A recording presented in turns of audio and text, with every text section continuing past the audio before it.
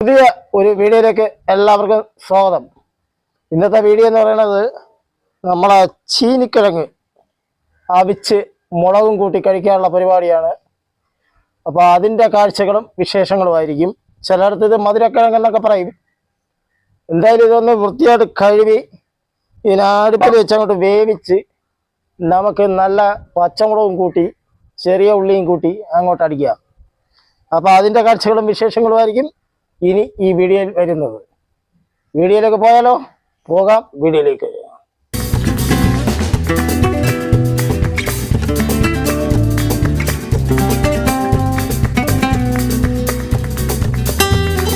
അപ്പോൾ ഇത് നമുക്ക് കഴുകാം.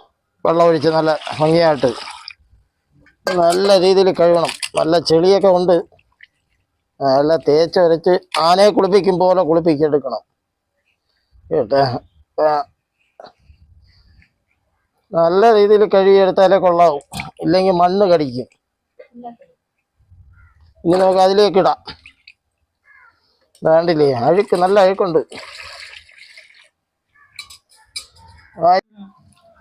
അതാ ലാസ്റ്റ് വെള്ളത്തിൽ കഴുകുകയാണ്. ശരിക്കഴിഞ്ഞ നല്ല രീതിയിൽ കഴുകി എടുത്തിട്ടുണ്ട്. അപ്പോൾ ഇനി നമ്മളിത് നല്ല രീതിയിൽ കഴുകി അടുപ്പിൽ വെച്ച് നല്ല വേവിച്ച് നല്ല കുണാതാക്കി എടുത്ത് നമ്മൾ മുളകും കൂട്ടി അങ്ങ് അടിക്കും. അത് തന്നെയാണ് ഇന്നത്തെ കാഴ്ച. നല്ല എല്ലാം കഴുകി തീർന്ന്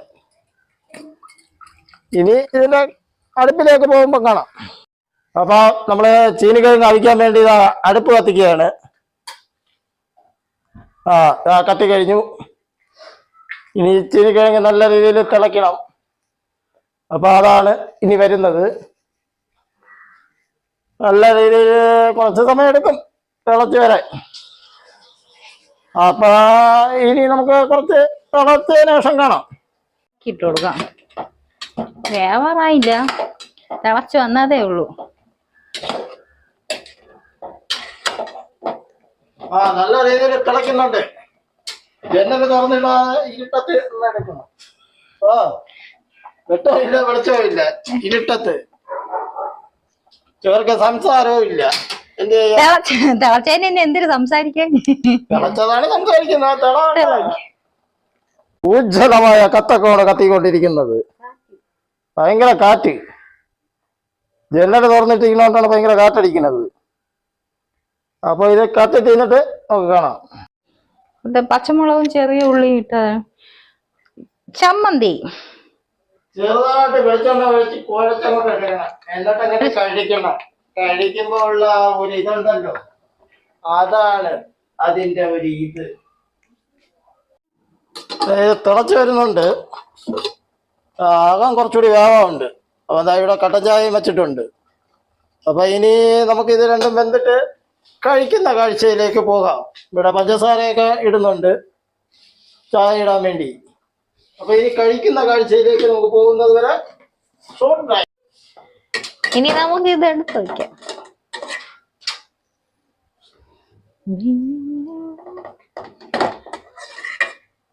രണ്ടെണ്ണം നോക്കി.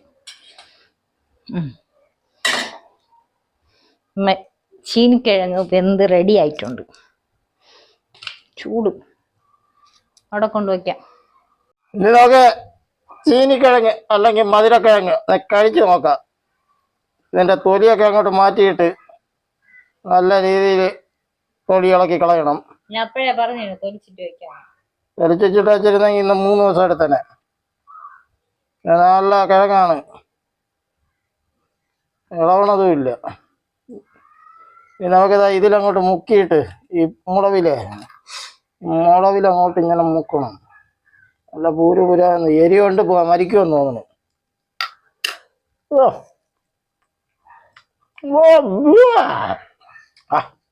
നല്ല കിഴങ്ങ് വേണ്ടത് നമുക്ക്. നല്ല ടേസ്റ്റുണ്ട്. ഒന്നുകൂടി ഇങ്ങനെ മുക്കി ഇതൊക്കെ ഇങ്ങനെ മുക്കി ഇങ്ങനെ വച്ചിട്ട്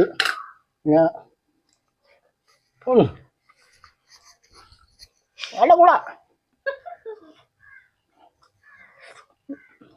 ഇത് ചീനിക്കിഴങ്ങാണ്. നമ്മളെ നാട്ടിലൊക്കെ ഇത് ചീനിക്കിഴങ്ങെന്നാണ് പറഞ്ഞത്. ചിലയിടത്തൊക്കെ ഇത് മധുരക്കിഴങ്ങ്, അത് ഇത് ചെപ്പ് ചേർ എന്നൊക്കെ പറയുമായിരിക്കും. ഓ, നല്ല ഇത് മറ്റേ അടിച്ചതുപോലെ ഉണ്ടെന്ന് തോന്നുന്നു. മറ്റേ കളർ കണ്ട, കളർ കാണുമ്പോൾ കൊതിയാവും. ഉവ്വ്. ഭയങ്കര ചൂട്, അതാണ്. പിന്നെ അടുപ്പിന്റെ വെപ്രാളം കാണിച്ചാ എപ്പോഴും അടുപ്പിൽ വെച്ചിരുന്ന ഇതങ്ങ് അവിഞ്ഞു പോകും ചിലപ്പം. ചൂടോടെ കഴിച്ചാൽ ചൂടോടെ ഇരിക്കും, തണുത്ത് കഴിച്ചാൽ തണുത്തതുപോലെ ഇരിക്കും. ഒന്നാണ് ഇതാ ഇതിനത് ഇങ്ങനെ ഇങ്ങനെ വെച്ചിട്ട്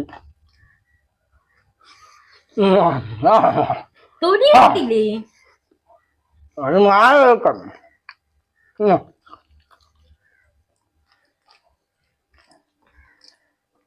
അപ്പഴേ ഈ ഉപ്രാളമല്ല, ഇത് ചൂടോടെ കഴിച്ചാൽ നല്ല ടേസ്റ്റ് ആണ്. അതുകൊണ്ടാണ് ചൂടോടെ കഴിക്കുന്നത്. അല്ല തണുത്തിട്ട് കഴിച്ചിട്ട് കാര്യമില്ല. കല്യാണം കഴിക്കേണ്ട സമയത്ത് കഴിക്കണം, അല്ല വയസ്സായിട്ട് പെണ്ണ് കെട്ടിയിട്ട് കാര്യമുണ്ട്. അതുപോലെയാണ് ചീനിക്കിഴങ്ങ്. അപ്പൊ ഈ ചീനിക്കിഴങ്ങിന്റെ വീഡിയോ ഇത്ര മാത്രമൊക്കെ തന്നെയാണ്.